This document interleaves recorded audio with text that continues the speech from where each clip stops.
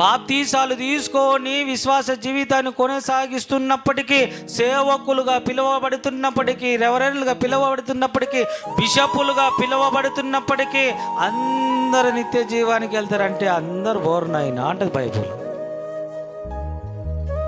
విశ్వాసులు ఓరు, సేవకులు ఓరు, బిషపులు ఓరు, రకరకాల వాళ్ళు అందరూ పోరు. కొందరే అన్నారు, సేవకులు కూడా కొందరే, విశ్వాసులు కొందరే, పెద్ద పెద్ద గొప్ప గొప్ప వాళ్ళు కూడా కొందరే. ఆ కొందరిలో మనం ఉండడానికి మన ప్రయాసపడాలి ప్రియులరా.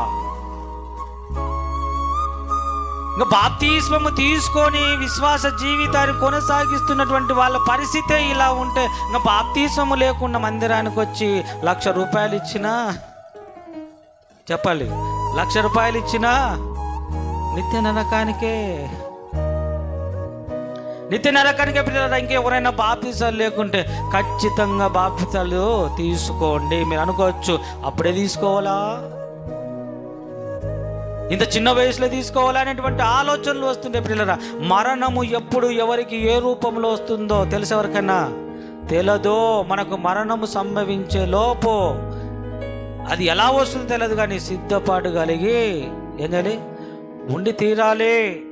మనం మరణిస్తే నిత్య జీవానికి వెళ్ళేటువంటి వారిగా ఉండాలి. ఆ కొందరిలో ఉండాలి ప్రియులారా. కొందరిలో ఉండడానికి మన వంతుగా మనము ఈ భూమి మీద ప్రయాసపడాలి. దేవుడు ఇచ్చినటువంటి ఆయుష్ కాలము 70-80 సంవత్సరములో. ఒక ఆయన ఒక మంచి అపార్ట్మెంట్ కట్టుకోవాలని ఆశ కలిగినాడంట. వినండి, మీకు అర్థం కావడానికి. అపార్ట్మెంట్ ఒక 5 ఫ్లోర్లు కట్టుకోవాలని ఆశపడుతున్నట్ట. ఒక్కొక్క ఫ్లోర్ ఒక డిజైన్ ఇలా ఉండాలని ముందుగానే డిజైన్ సెలెక్ట్ చేసుకున్నాడంట. డిజైన్లు ఒక్కొక్క ఫ్లోరు ఈ విధంగా ఉండాలని ఆలోచన చేసినాడు. బాగానే ఉంది, కానీ ఆ ఫ్లోర్లు నిలబడాలంటే ఏముండాలి? కింద పునాదులు బలంగా ఉండాలి. ఈ 5 ఫ్లోర్ల డిజైన్లు నీ ఆలోచన బాగానే ఉంది. ఒక్కొక్క హాలు, ఒక్కొక్క ఫ్లోరు అలా ఉండాలి, ఇలా ఉండాలని మంచి ఆలోచనలు కలిగి ఉన్నారు, బాగానే ఉంది. కానీ మరి పునాదులు, అక్కడ ఉన్నటువంటి పునాదులు బండ మీద కట్టేటువంటి విధంగానే ఉన్నవా అని ఒకసారి ఆలోచన చేయాలి. క్రైస్తవ జీవితం కూడా ప్రియులారా, ఆ పరలోకం, ఆ నిత్య జీవానికి వెళ్ళాలంటే పునాదులు ఏంటివి తెలుసా? ఈ 70-80 సంవత్సరాల జీవితమే. ఈ చిన్న జీవితం, ఈ స్వల్పమైనటువంటి జీవితము, ఈ భూమి మీద మనము దేవుడు చెప్పినటువంటి మాటల ప్రకారం మనము బ్రతకగలిగితే శాశ్వత కాలము, కోట్ల సంవత్సరాలు ఉండేటువంటి నిత్య జీవము దేవుడు మనందరికీ ఇవ్వబోతున్నాడు. దాని కొరకు మనం ప్రయాసపడాలంట. మన ప్రభువైన యేసుక్రీస్తు వారు చెప్పినటువంటి మాట యోహాను సువార్త 14 మొదటి వచనంలో, అదే, నా తండ్రి ఇంట అనేక నివాసములు కలవు, లేని ఎడల నీతో చెప్పుదును అన్నాడు. ఎవరు చూసినారు అనకూడదు మనం.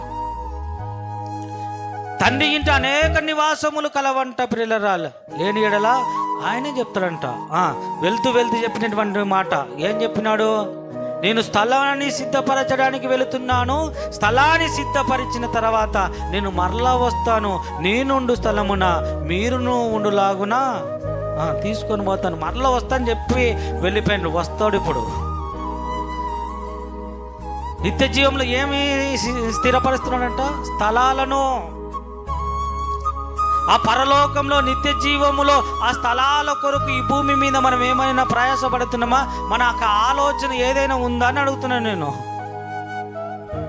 ఈరోజు క్రైస్తవ సమాజము ఆ పరలోకంలో నిత్య జీవములో ఆ నివాసాల కొరకు కానీ ఆ స్థలాల కొరకు కానీ ఆలోచన లేకుండానే బ్రతుకుతుంది. ఈ భూమి మీద ఈ స్వల్పమైనటువంటి 70-80 సంవత్సరాల జీవితం కొరకే ఆలోచన చేస్తున్నట్టుగా మనం చూస్తున్నాం ప్రియులారా. క్రైస్తవుల నిరీక్షణ ఈ చిన్న జీవితం కొరకు కాదు, మనం మరణించిన తర్వాత ఉండబోయేటువంటి జీవితం కొరకు మన నిరీక్షణ ఉండాలి. అపోస్తలుడైనటువంటి పౌలు గారు చెప్పినటువంటి మాట మీరు చూడండి. కొరింథీ పత్రిక 15వ అధ్యాయం 19వ వచనంలో రాయబడినటువంటి మాట, ఈ జీవిత కాల మట్టుకే క్రీస్తునందు మనం నిరీక్షించు వారమైన ఎడల మనుషులందరికంటే దౌర్భాగ్యులమై ఉందుమో. ఈ జీవిత కాలం మట్టు కాదు మన జీవితం, ఈ జీవితకాలం మట్టు కాదు మన ఆలోచనలు, మన సంపాదన ఈ జీవితకాలం మట్టు కాదు ప్రియులారా. ఏ జీవితకాలం మట్టుకు? మనం చనిపోయిన తర్వాత మరొక జీవితం ముందు చూడు, దాని కొరకు ప్రయాసపడాలంట. ఇచ్చినటువంటి ఈ ఆయుష్కాలం, ఈ పునాదులు బలంగా ఉంచుకోవాలంట. ఈ భూమి మీద బ్రతుకుతున్నటువంటి మన బ్రతుకులలో కష్టాలు, నష్టాలు, బాధలు, సమస్యలు అన్నీ సంభవించినప్పటికీ దేవుని కొరకే మనము ప్రయాసపడి బ్రతకాలి. మత్తయి సువార్త 24:13 మీరు చదవగలిగితే పిల్లరా, అంతము వరకు సహించిన వాడు ఎవడో చెప్పండి, వాడు రక్షింపబడును. మనం రక్షింపబడాలంటే అంతము వరకు సహించాలి. కష్టం వచ్చినా, నష్టం వచ్చినా, లాభం వచ్చినా, వేదన వచ్చినా, నీకు ఏమి సంభవించినా నువ్వు సహించి తీరాలి. రోగం వచ్చింది, దేవుడు లేడనకూడదు. ఏదైనా జరిగితే దేవుడు ఉన్నాడని ప్రశ్న వేయకూడదు. అంతము వరకు సహించిన వాడే రక్షింపబడును. ఇప్పుడు మనం రక్షింపబడాలంటే ఒక్క మాటలు తేలేది కాదు. మనము బాప్తిస్మము తీసుకున్నంత మాత్రాన రక్షింపబడినామంటే పొరపాటు పిల్లరా. అంతము వరకు సహించాలి, ఏ వచ్చినా సహించాలి.